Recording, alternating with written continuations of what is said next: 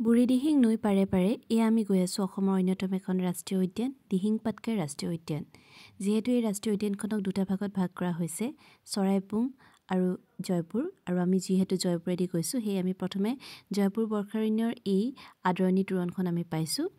আৰু এতিয়া ছাত্ৰ ছাত্ৰীসকলক বাছৰ পৰা নমাই শাৰী পাতি আমি দিহিং পাটকাই ৰাষ্ট্ৰীয় উদ্যানৰ ভিতৰলৈ সোমাবৰ বাবে আমি লৈ গৈ আছোঁ।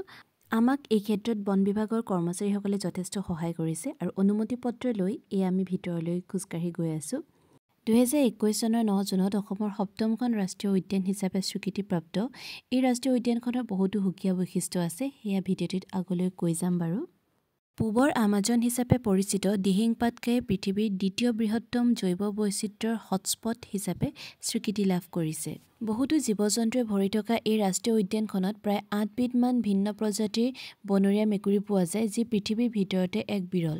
তাৰোপৰি প্ৰায় 300মান প্ৰজাতিৰ পখিলাৰ লগতে 300ৰো ওপৰত ভিন্ন প্ৰজাতিৰ চৰাই পোৱা যায়। আমি গৈ থাকোঁতে লক্ষ্য কৰিছোঁ যে ৰাস্তাৰ কিছু অংশ তিতি আছে আৰু ইয়াৰ কাৰণ হৈছে ইয়াত থকা বৰ্ষাৰণ্য, যি জয়পুৰ বৰ্ষাৰণ্য নামেৰে জনা যায়। আৰু বৰ্ষাৰণ্য বুলি ক'লে সকলোৱে হয়তো জানেই যে এক বহুতৰপীয়া অৰণ্য অঞ্চল, যিয়ে নিজে বৰষুণৰ সৃষ্টি কৰিব পাৰে, য'ত প্ৰচুৰ পৰিমাণে ওখ গছৰ লগতে চিৰসেউজীয়া উদ্ভিদ আৰু ঘন জংঘলেৰে আৱৰি থাকে। আৰু এই গৈ থাকোঁতে আমি এখন দলং পালোঁ আৰু হোৱা দেখিছেনে বুঢ়ীদিহিং নৈখন, কি যে সুন্দৰ ধুনীয়া প্ৰকৃতি। আচলতে এই ৰাষ্ট্ৰীয় উদ্যানখনলৈ কিন্তু আকৰ্ষণ কৰাৰ এক অন্যতম কেন্দ্ৰবিন্দু বুলি ক'লে এই দিহিংখনকো বুজাব। ইয়াতে অলপ সময় ৰৈ আমি সকলোৱে ভিডিঅ' ফটো এই সকলোবোৰ তোলাত আমি ব্যস্ত হৈ পৰিলোঁ। আকৌ আমি যাত্ৰা আৰম্ভ কৰিছোঁ, এইবাৰ কিন্তু একেবাৰে জংঘলৰ ভিতৰলৈ। অলপ কিন্তু ভয়ো লাগিছিলে, কাৰণ ইমান ঘন জংঘলৰ ভিতৰত প্ৰথম এয়া অভিজ্ঞতা এনেদৰে খোজ কঢ়াৰ।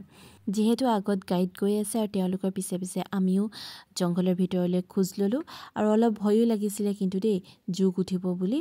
বাৰু যি কি নহওক, একেবাৰে আহি আমি মাছ পালোহি আৰু প্ৰথমে এওঁলোকক সুধিছোঁ যে কেনেকুৱা লাগিলে। এওঁলোকে লগ হৈ যিহে চিঞৰ এটা দিছে ভাল লাগিলে বুলি, সেয়া শুনি মোৰহে ভয় লাগিছিলে, কাৰণ কেনেবাকৈ জন্তু ওলাই আহে বুলি। এক নতুন অভিজ্ঞতাৰ সৈতে বহু কথা শিকাৰ লগতে ভিডিঅ'টি ইয়াতে সামৰণি মাৰিছোঁ।